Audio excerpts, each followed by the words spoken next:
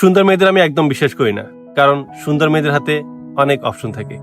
So তুমি হয়তো মনে করতেছো যে তোমার গার্লফ্রেন্ড অনেক সুন্দরী, সে তোমাকে অনেক ভালোবাসে, তোমার সাথে কথা বলে, রাত্রে অনেক কথাবার্তা বলো, সবসময় কেয়ার নেয়। তুমি মনে করতেছো যে সে তোমাকে ছাড়া হয়তো কারোর সাথে কথা বলে না, বা সে তোমাকে শুধু ভালোবাসে, অন্য কোনো ছেলেকে পাত্তা দেয় না। বিষয়টা একদম ভুল। তুমি তার কাছে পাসওয়ার্ড চাও, দেবে না।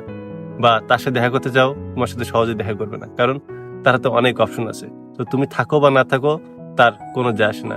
তাই তুমি যদি সত্যিকার অর্থে জীবন সঙ্গী চাও, সত্যিকার অর্থে যদি চাও যে সে তোমার পাশে সবসময় থাকুক, যে মেয়েটাকে খুব একটা কেউ পাত্তা দিয়ে চায় না, মেয়েটা কালো বা শ্যাম হলেও, বা অথবা মেয়েটার ক্যারেক্টার অন্তত ভালো হোক, তুমি এমন মেয়েটার সাথে থাকো, দেখবা যে মেয়েটা তোমাকে এত কেয়ার করবে, এত ভালোবাসবে, তুমি পাগল হয়ে যাবে। তুমি মনে করবে যে আসলে জীবনে এই সুখটা আগে পাইনি কেন, জীবনে এই শান্তিটা আল্লাহ তাআলা আমাকে কেন দেখায়নি, বা কেন সে আমার জীবনে আসেনি।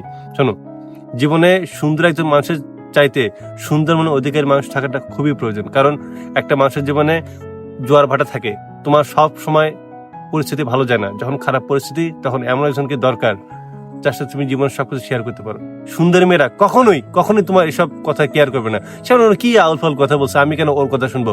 ওর জায়গায় আরেকজনের সাথে ঠিকই প্রেম করে বেড়াচ্ছে, ঠিকই তার সাথে লং ড্রাইভে যাচ্ছে, কত কি করে বেড়াচ্ছে, কিন্তু সে তোমার কথা শোনার কোনো টাইম পাবে না। তোমাকে ব্যস্ততা দেখাবে, তোমাকে হান বান অনেক বাহানা দেখাবে। কিন্তু সুন্দর মনের অধিকারী সে যদি কালো যদি হয়, দেখবা সে মনোযোগ দিয়ে তোমার পাশে থাকবে, তোমার সবসময় খেয়াল নেবে, এবং তুমি যে তাকে টেক্সট না করো, সে আগে ভাগে তোমার সাথে কথা বলবে এবং তোমার খবর নেওয়ার চেষ্টা করবে। তাই তাই জীবন সঙ্গী বেছে নেওয়ার ক্ষেত্রে সৌন্দর্য চাইতে সুন্দর মনের অধিকারী একটা মেয়েকে সিলেক্ট করো। না হলে কিন্তু এই ভ্যাবা করে কাটতে হবে যে সে আমাকে কেন পাত্তা দেয় না, সে আমার কাছে চলে গেল, তুমি একটা চিটার। So remember.